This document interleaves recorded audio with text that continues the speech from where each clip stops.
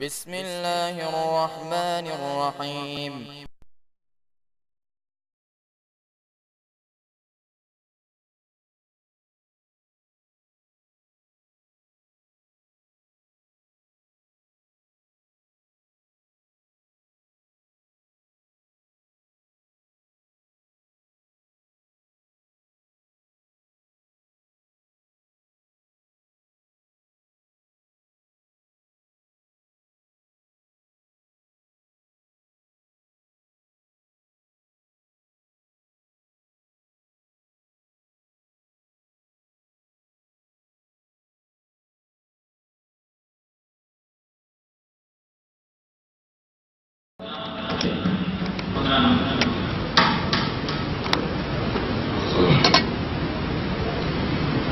السلام علیکم ورحمۃ اللہ وبرکاتہ. نحمده ونصلي على رسوله الكريم. اما بعد فاعوذ باللہ من الشیطان الرجیم.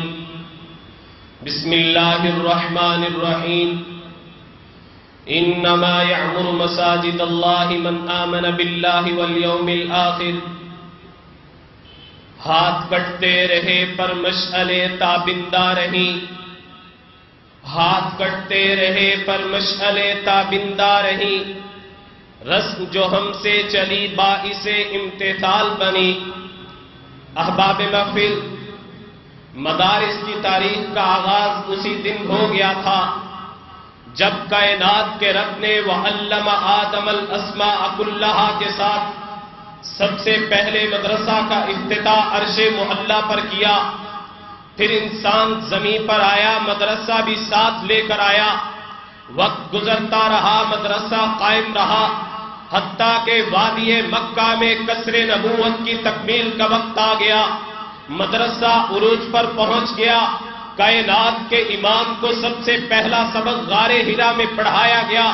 آپ باہر تشریف لائے تو انما بعثت معلما کا اعلان عام فرما دیا.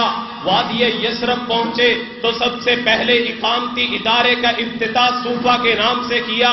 پھر صحابہ کا وہ مبارک دور آیا جسے مدارس کا سنہری دور کہا جاتا ہے. ہر طرف مدارس ہی مدارس قائم ہوئے. کہیں جامعہ عبداللہ بن مسعود، کہیں جامعہ عبداللہ بن عباس، کہیں جامعہ ابی بن کعب، کہیں جامعہ زید بن ثابت، کہیں جامعہ علی المرتضیٰ، کہیں جامعہ عائشہ للبنین والبنات، اور کہیں وہ جامعہ عبداللہ بن عمر کہ جس کا سلیبس اور نصاب ہی یہ تھا کہ جمیع العلم فی القرآن لیکن تقاصر عنہ افہام الرجال. حاضرین محفل، تاریخ کے سنہری اوراق شاہد ہے. دور صحابہ کے ان مدارس پہ ایسے سیاسی، سماجی، معاشی، معاشرتی اور دفاعی ماہرین تیار کیے، ایسے طبیب و حکمران اور قاضی تیار کیے، ایسے ورکر اور کارکن تیار ہوئے کہ چشم فلک نے نہ ان سے بہتر سیاست دان دیکھے تھے، نہ طبیب و حکمران دیکھے، نہ تاجر و مزدور دیکھے، نہ جنرل و سپاہی دیکھے، جن کی ثقافت کے سامنے دنیا کی ثقافتیں دم توڑ گئی. یہ انہی مدارس کے فضلاء تھے جو زبان و ادب کے میدان میں گئے تو اپنی انفرادیت منوائی، تاریخ و تحقیق کے میدان میں گئے تو اپنے امتیازات کے جھنڈے گاڑ دیے، سیاست کا رخ کیا تو اپنی برتری ثابت کی. دفاع قوم و وطن کی باری آئی تو قوم کا سر فخر سے بلند کر دیا. سائنس اور ٹیکنالوجی کے میدان میں بڑھے تو ایجادات کے ڈھیر لگا دیے. میڈیکل کے شعبہ میں قدم رکھا تو صدیوں سے لا علاج مرض قابل علاج قرار پائے. پھر میں کیوں نہ کہوں اولئک آبائی فجئنی بمثلہم اذا جمعتنا یا جریر المجامی. حضرات، میں ان مدارس کی بات کر رہا ہوں جن کا نصاب افاقی، نظام پیغام افاقی، سوچ فکر اور نظریات افاقی ہے. ہر دور میں یہ قرآن و سنت کا پرچم تھامے رہے، اسلام کی نظریاتی سرحدوں کے محافظ بنے رہے.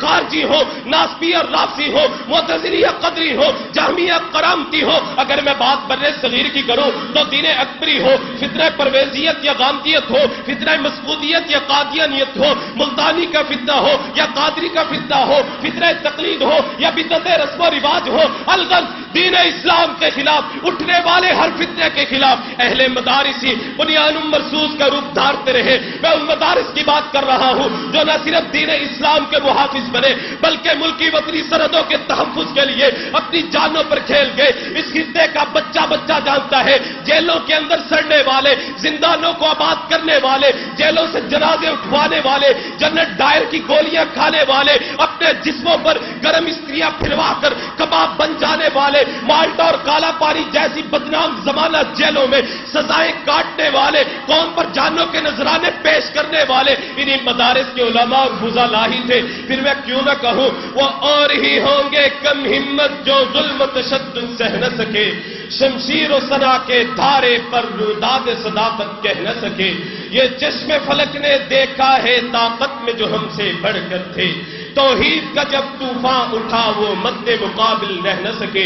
حضرات مگر ملک و ملت سے غداری کرنے والے، قوم کی عزتوں کو نیلام کرنے والے، ماؤں بہنوں کو چند ٹکوں کے عوض بیچنے والے جگیردار تمہاری نگاہوں میں اعلیٰ معراج پر پہنچی ہوئی یونیورسٹیوں کے فضلاء گولڈ میڈلسٹ تھے. پھر میں کہنا چاہوں گا آج ملک و ملت کے وارث ہونے کا دعویٰ کرنے والوں، ملکی خزانوں کو اپنا وراثتی اور خاندانی حق سمجھنے والوں، تم عالم دین کو بھکاری اور معاشرے پر خیراتی بوجھ سمجھتے ہو.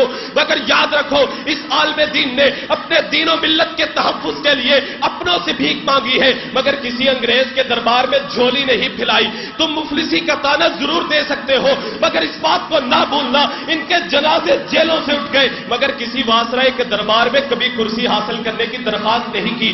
جلاوطنی کی سزائیں دی جاتی رہی، قوم ملت پر جانے نچھاور کرتے رہے اور اس بات کا مصداق ٹھہرے وہ مرد نہیں جو ڈر جائے حالات کے خونی منظر سے. جس دور میں جینا مشکل ہو اس دور میں جینا لازم ہے. حاضرین محفل تم کیوں بھول جاتے ہو کہ پاکستان کا سرکاری مذہب اسلام علماء کی کوششوں سے قرار پایا؟ تم کیوں بھول جاتے ہو کہ 1973 کے آئین پاکستان کی تیاری علماء کی مرہون منت ہے؟ تم کیوں بھول جاتے ہو کیا میں پاکستان کے اعلان کے ساتھ ہی پہلی مرتبہ مشرقی و مغربی پاکستان میں قومی جھنڈا قائد اعظم نے فرزندان مدارس سے لہروایا تھا؟